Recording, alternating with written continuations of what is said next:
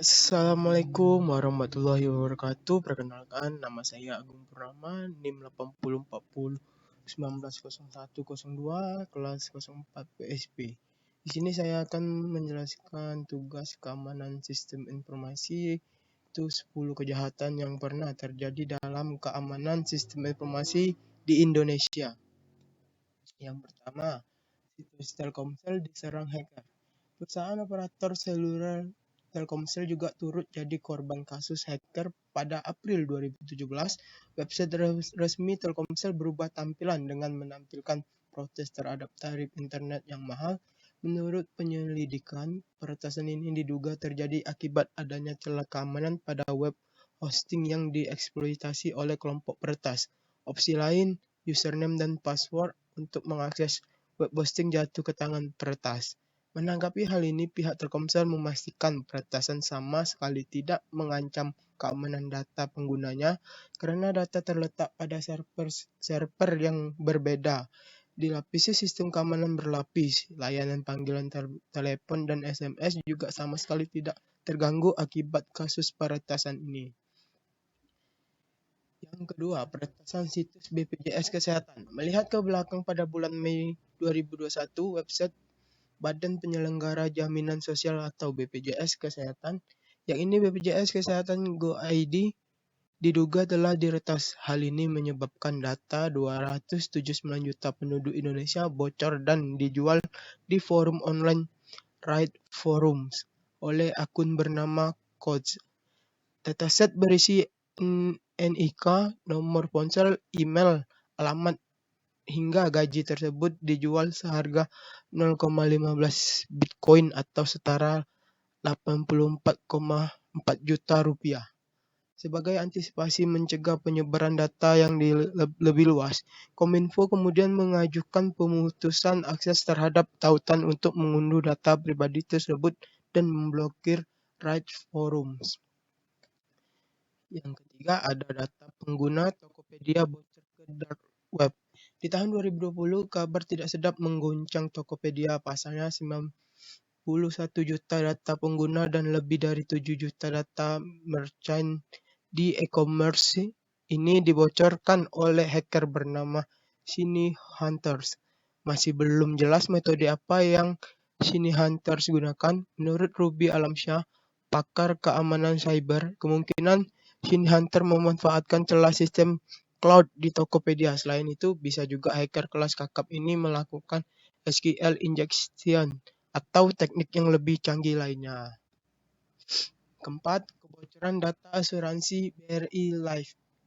Kasus hacking di Indonesia dengan insiden kebocoran data pernah dialami oleh perusahaan asuransi BRI Life. Pada Juli 2021, sekitar 2 juta data nasabah BRI Life diduga bocor dan dijual secara online seharga $7.000 atau sekitar 101,6 juta rupiah. Hal ini pertama kali diungkap oleh akun Twitter @underthebridge yang mengklaim bahwa hacker telah mengambil 250 giga data BRI Live yang di dalamnya termasuk data 2 juta nasabah dalam format file PDF dan 463.000 dokumen lainnya. Data-data tersebut berisi informasi foto KTP, rekening, nomor wajib pajak, akte kelahiran, hingga rekam medis.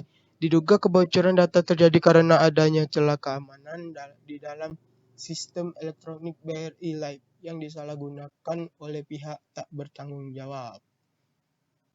5. Situs Sekretariat Kabinet RI. Situs Sekretariat Kabinet atau Setkap Republik Indonesia atau RI yang beralamat setkap.go.id juga menjadi target serangan peretasan dengan metode deface. Secara sederhana, metode ini memungkinkan peretas atau hacker mengubah tampilan halaman web target peretasan. Perubahan tersebut bermacam-macam, seperti mengganti font website, memunculkan iklan yang mengganggu, bahkan peretas juga dapat mengubah tampilan keseluruhan web sasaran. Pada tanggal 30 Juli 2001, situs setkap.go.id diretas dan tidak bisa diakses. Kemudian, situs berubah tampilan menjadi hitam dengan foto yang menampilkan demonstran membawa bendera merah putih. Menurut penyelidikan sementara kepolisian, peretas situs setcap.go.id terjadi akibat kelemahan pada sistem keamanan dan kelengahan operator. Sehingga seminggu kemudian, situs Setcap sudah kembali ke tangan pemerintah. Pihak Setcap memastikan tidak ada dokumen rahasia pada situs Setcap. 6. Serangan DDoS terhadap situs DPR RI. Website resmi DPR RI, dpr.go.id pada 8 Oktober 2020 lalu sempat error dan tidak bisa diakses. Situs tampilan halaman putih dengan pesan "An error occurred while processing your request". Setelah ditelusuri, serangan tersebut dikategorikan sebagai DDoS, yaitu tindakan membanjiri lalu lintas pada suatu server atau sistem secara terus-menerus sehingga server tidak mampu mengatur trafik dan down. Ternyata metode ini dimanfaatkan hacker untuk memasuki website dan melangsungkan device. Ketika situs bisa kembali diakses, pengunjung akan melihat perubahan pada nama situs DPR. Aksi itu sempat ramai di Twitter karena sejumlah akun diketahui sempat mengunggahnya perubahan itu di media sosial. Sebagai penanganan, DPR berkoordinasi dengan Telkom dan Mabes Polri untuk menghalau peretasan. 7. Kebocoran data e-hack Kemenkes. Pada Juli 2021, aplikasi elektronik Health Alert atau e-hack buatan Kemenkes RI juga ikut menjadi korban kasus serangan cyber akibat ulah para hacker. Aplikasi kartu kewaspadaan kesehatan yang menjadi syarat masyarakat berpergian ini mengakibatkan 1,3 juta data masyarakat Indonesia bocor. Selain bocornya data pengguna e-hack, kasus ini mengakibatkan data tes COVID-19 penumpang, data rumah sakit, hingga data staf e-hack juga ikut terungkap. Diduga serangan ini terjadi akibat kurangnya protokol keamanan aplikasi yang memadai dan penggunaan database Elasticsearch yang dianggap kurang aman untuk menyimpan data. 8. Situs Pusmanas milik BSSN. Selain situs milik Sekretariat Kabinet RI, situs milik Badan Cyber dan Sandi Negara atau BSSN juga jadi korban peretasan hacker dengan teknik device pada Oktober 2021. Adapun situs milik BSSN yang berhasil dibobol hacker adalah Pusat Malware Nasional atau Pusmanas. Menurut BSSN, situs tersebut berisi data mengenai laporan atau informasi atau repositori malware. Ketika itu, pakar keamanan cyber pertama Persada sebelumnya mengungkapkan, serangan terhadap situs BSSN tersebut diunggah akun Twitter dengan handle @son1x777. Unggahan tersebut memperlihatkan situs Pusmanas BSSN yang sudah dihack dengan teknik device, di mana pada halaman muka situs menampilkan tulisan "Hacked by the MX Onday" atau diretas oleh The MX Onday.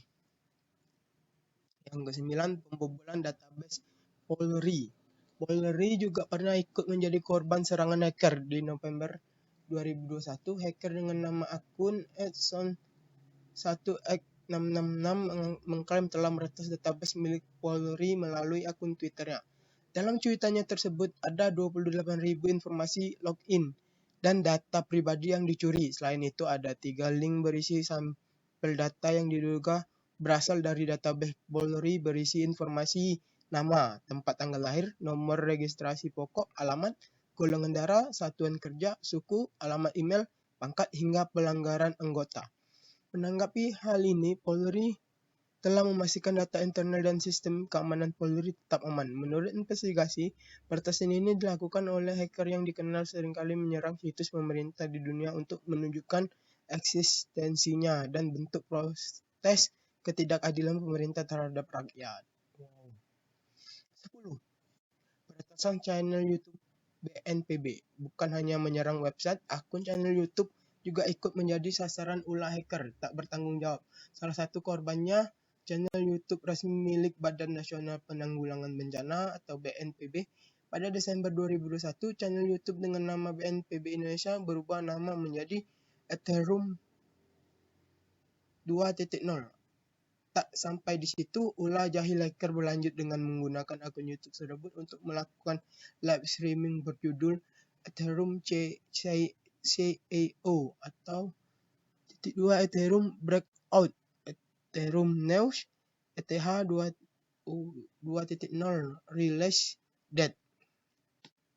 Itulah 10 kejahatan sistem keamanan informasi di Indonesia. Dan adapun cara pemerintah menanggulangi kejahatan cyber di Indonesia itu dengan melakukan pendekatan hukum bertujuan untuk menentukan langkah-langkah apa saja yang dilakukan dan diperlukan oleh para penegak hukum untuk menindak suatu perbuatan yang melawan hukum. Dalam dunia cyber terdapat 3 pendekatan untuk mempertahankan keamanan di cyberspace, yaitu yang pertama adalah pendekatan teknologi, kedua pendekatan sosial budaya, dan ketiga adalah pendekatan hukum. Untuk mengatasi gangguan keamanan, pendekatan teknologi sifatnya mutlak dilakukan, sebab tanpa suatu pengamanan jaringan akan sangat mudah disusupi, diintersepsi atau diakses secara ilegal dan tanpa hak. Dalam kaitannya dengan penentuan hukum yang berlaku dikenal beberapa asas yang biasa digunakan, yaitu 1. Subjektif territoriality yang menekankan bahwa keberlakuan hukum ditentukan berdasarkan tempat perbuatan dilakukan dan penyelesaian tindak pidananya dilakukan di negara lain. 2. Objective territoriality yang menyatakan bahwa hukum yang berlaku adalah hukum di mana akibat utama perbuatan itu terjadi dan memberikan dampak yang sangat merugikan bagi negara yang bersangkutan. 3. Nationality yang menentukan bahwa negara mempunyai jurisdiksi untuk menentukan hukum berdasarkan kewarganegaraan pelaku. 4. Passive nationality yang menekankan jurisdiksi berdasarkan kewarganegaraan korban. Yang kelima, protective principle yang menyatakan berlakunya hukum didasarkan atas keinginan negara untuk melindungi kepentingan negara dari kejahatan yang dilakukan di luar wilayahnya, yang umumnya digunakan apabila korban adalah negara atau pemerintah. 6. Asas universality selayaknya memperoleh perhatian khusus terkait dengan penanganan hukum kasus cyber. Asas ini disebut sebagai universal interest jurisdiction. Pada mulanya asas ini menentukan bahwa setiap negara berhak untuk menangkap dan menghukum para pelaku pembajakan. Ya, itulah hasil dari tugas saya. Jika ada kesalahan atau kekurangan saya mohon maaf. Saya akhiri. Wassalamualaikum warahmatullahi wabarakatuh.